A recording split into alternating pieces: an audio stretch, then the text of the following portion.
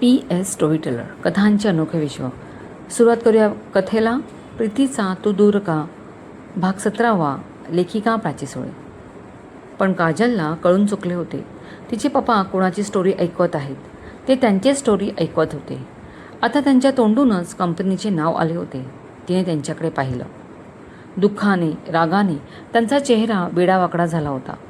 Glass रिकामा करून त्यांनी परत भरला. एक मोठा सीप घेऊन त्यांनी तिच्या खांद्यावर हात ठेवला. काजलने त्यांचा हात हातात घेतला व आता पुढे ते काय सांगतायत याची वाट पाहू लागली. कथा पुढे सुरू. अखिलेश पुढे सांगू लागले. मी विश्वनाथला त्या गोष्टीचा जाब विचारला, पण त्याने एका मिनिटात मला धुडकावून लावले. अखिलेश मित्रा, ही माझी पर्सनल कंपनी आहे आणि तुझ्याबरोबर आहे ती पार्टनरशिपमध्ये. दोन्ही एकत्र थोड्याच आहेत, विश्वनाथ म्हणाला. पण अशाने आपल्या कंपनीचं नुकसान झालं ना. तुला माहीत होते आपण कितीचं टेंडर भरले, त्याप्रमाणे तू नक्कीच तुझ्या कंपनीचे भरले असणार. मग आपला काय फायदा, अखिलेश चिडून म्हणाला. अखिलेश समजून घे. हे बघ, माझी फर्म ही सर्वस्वी माझी आहे, त्यामुळे कुठलेही निर्णय मी स्वतः घेऊ शकतो. पार्टनरशिप फर्मचं तर दुसरी कामं मिळतील ना. काय एवढं टेन्शन घेतो, विश्वनाथ बेफिकिरीने म्हणाला. थोडक्यात त्याने मला फसवलं होतं. माझी मेहनत, अपार कष्ट सारे वाया गेले. त्याचं काहीच गिल्ट नव्हतं. मग समजले, जी कामं आम्ही नाकारली होती ती सगळी कामं विश्वनाथची कंपनी करत होती. इनफॅक्ट त्यानेच ती लो बजेट म्हणून नाकारली होती. खूप मोठा धोका केला त्याने. आमचा बेबनाव झाला आणि इतकी वर्ष एकत्र चालवलेली कंपनी बंद झाली. टाळं लागलं. मी माझी नवीन फर्म सुरू केली आणि शिवापूरमध्ये खूप सारी जमीन खरेदी केली.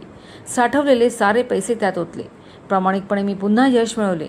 ज्या विश्वनाथने मैत्रीच्या आड पाठीत सुरा खुपसला त्याला मला दाखवायचं आहे की गद्दारी काय असते. त्याला हे प्रोजेक्ट द्यायचे. आमचं बोलणं 50% झालं आहे. तो ही प्रोजेक्टमध्ये पैसे गुंतवणार आहे. मग मात्र तुझं काम आहे ॲग्रीमेंटच्या कॉपीची अदलाबदल करणे. ते केव्हा कशी करायची ते मी सांगेन. त्याचा हुकमी एक्का आहे त्याचा मुलगा आदिराज. त्याच्याशी मैत्री कर. जमल्यास प्रेमाचं नाटक कर. पण विश्वनाथला मला कायमचा धडा शिकवायचा आहे. आजपर्यंत त्यांनी कितीतरी लोकांचं काम, कष्ट खाल्ले आहेत. मला फसवूनही किती निर्लज्जपणे माझ्या प्रोजेक्टमध्ये काम करायला तयार झाला. अपराधाची एक बारीकशी रेषाही नव्हती त्या चेहऱ्यावर. अखिलेश बोलून थांबला. दीर्घ श्वास घेतला. काजलने त्यांच्या हातावर प्रेमाने थोपटले. बाबा, डोंट वरी, मी आहे. ज्यांनी तुम्हाला मानसिक आर्थिक त्रास दिला ना, त्या विश्वनाथ चौधरींनाही त्याच त्रासातून जावे लागले. नक्कीच, काजल निश्चयाने म्हणाली. गुड बेटा, मी सुद्धा आहे. आता त्याला कोणी वाचवू शकणार नाही. दोघे एकमेकांकडे पाहून हसले. मधले 3 दिवस कापडासारखे उडून गेले. पिकनिकचा दिवस उजाडला. सारी मुले सकाळी 7 वाजता शाळेच्या आवारात जमली. सगळीकडे आनंद गोंगाट होता त्यांचा. पिकनिक फुल ऑन होती. एका शिक्षिकेने साऱ्या मुलांची वहीत नोंदणी केली. प्रत्येकाला स्नॅक्सचं पाऊच देऊन एक करून बसमध्ये बसवले. दोन्ही बसमध्ये 2 शिक्षक व 1 महिला कर्मचारी, मदतनीस असा लवाजमा होता. सबनीस सरांनी सगळं एकवार तपासले. आलेल्या पालकांना दुसऱ्या दिवशी संध्याकाळी यायला सांगितले.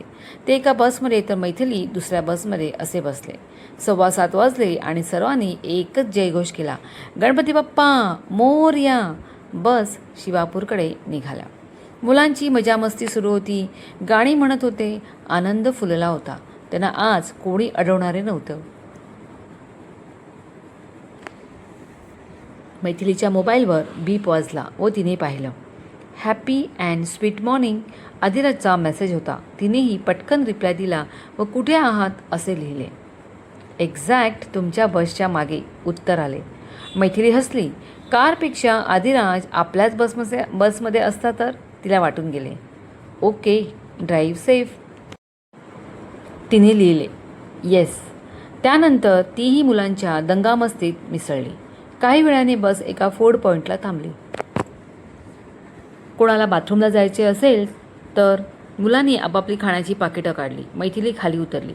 तिने पाहिले आदिराजची गाडी तिथेच होती. तो कार बाहेर आला. बॉटल ग्रीन कलरची कार्गो पॅन्ट, त्यावर व्हाईट कलरचं टी शर्ट व त्याच्या बाह्या वर घेतलेल्या, पायात स्पोर्ट्स शूज, डोळ्याला पोलीस गॉगल व कॅप. जणू कुठल्या नेचर कॅम्पला निघालाय असं वाटत होतं. खूप हँडसम दिसत होता. मैथिली त्याला एकटक पाहत होती. गुड मॉर्निंग, तो तिच्याजवळ येत म्हणाला. हवेत मस्त गारवा होता. एकदम फ्रेश, प्रसन्न वाटत होते. दोघांनी अचानक एकमेकांना पाहिले. ते इतक्या पटकन झाले की त्यांची नजर काही वेळ लॉक झाली. दोघे एकमेकांच्या नजरेत गुंतली. भानावर मैथिलीच आधी आली. तिने नजर दुसरीकडे वळवली. बसमध्ये मुलांना काही त्रास झाला नाही ना? अजिबात नाही. उलट खूप मजा सुरू आहे त्यांची. तुम्ही काही खाल्लं का? माझ्याकडे स्नॅक्सचं पाऊच आहे, ती म्हणाली. थँक्यू, पण मी कॅरी केले आहे. सँडविच आणि ड्राय नमकीन. खाईन आता. ग्रेट. कॉफी घेऊया? मैथिलीने विचारले. जर तुझी हरकत नसेल तर माझ्याकडे कॉफीने भरलेला थर्मासही आहे. माझी आई उत्तम कॉफी बनवते, जशी मला हवी तशी. तुला चालेल का? चालेल काय? धावेल. मला कॉफीची खूप गरज आहे आणि अशी स्पेशल कॉफी असेल तर मग मस्तच, मैथिली हसत म्हणाली. ये, कार जवळ जाऊ. दोघे आहे. आदिराजने थर्मास घेतला व दोघांसाठी पेपर कप्स काढले. गरम वाफाळलेली कॉफी दोघांनी ओतली. कप मैथिलीच्या हातात दिला व एक स्वतः घेतला. पहिला सिप घेतला व मैथिलीने डोळे मिटले. अप्रतिम चव. डोळे मिटूनच ती म्हणाली. आदिराजने तिला पाहिले. डोळे मिटलेली ती एखाद्या योगिनीप्रमाणे भासली. थँक्स टू माय मॉम, तिने बनवली आहे, आदी म्हणाला. खरंच, आता आंटी समोर असल्या ना तर तोंड भरून स्तुती केली असती त्यांची. एकदम रिफ्रेश झाली. मैथिली कॉफीचे घोट घेत बोलली.